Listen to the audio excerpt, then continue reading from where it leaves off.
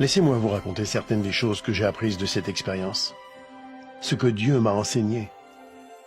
J'étais un homme très pauvre. En fait, j'étais tellement pauvre que j'en étais malade, que je n'avais personne pour s'occuper de moi.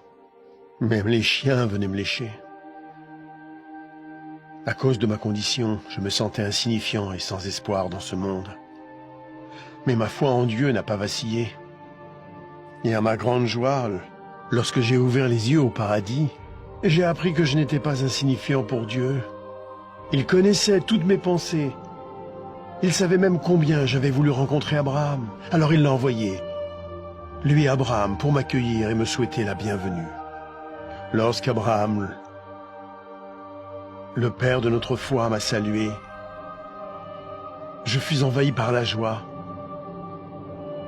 Comment un tel homme béni de Dieu pouvait-il s'intéresser à moi?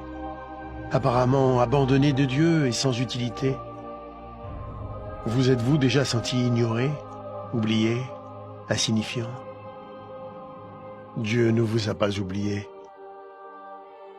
Où que vous soyez, qui que vous soyez, quels que soient vos problèmes, j'ai appris que personne n'était oublié de Dieu.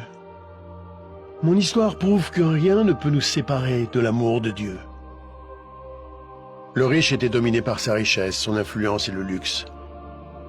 Il traitait mieux ses animaux de compagnie que moi.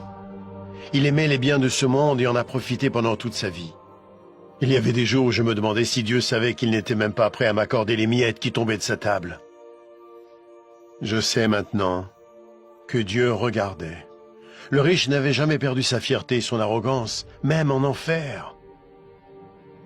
Avez-vous remarqué qu'il a demandé que je le serve parce qu'il avait l'habitude d'être servi? L'enfer est plein de gens qui veulent être servis. Mais parce qu'il avait été servi sur terre, Abraham lui a dit qu'il avait déjà bénéficié des plaisirs et qu'ils étaient terminés. J'ai appris comme il est important pour Dieu que nous servions les autres sur terre.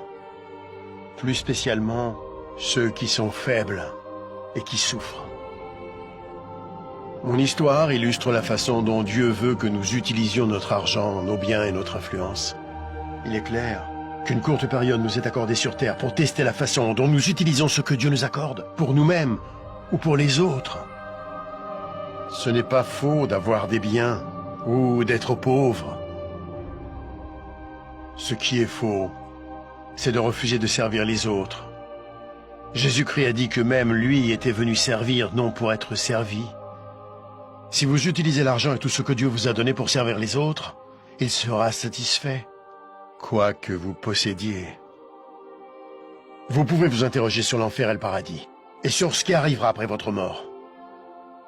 Christ viendra au dernier jour pour juger le monde.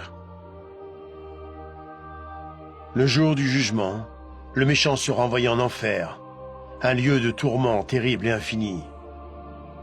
Mais le juste sera emmené au paradis.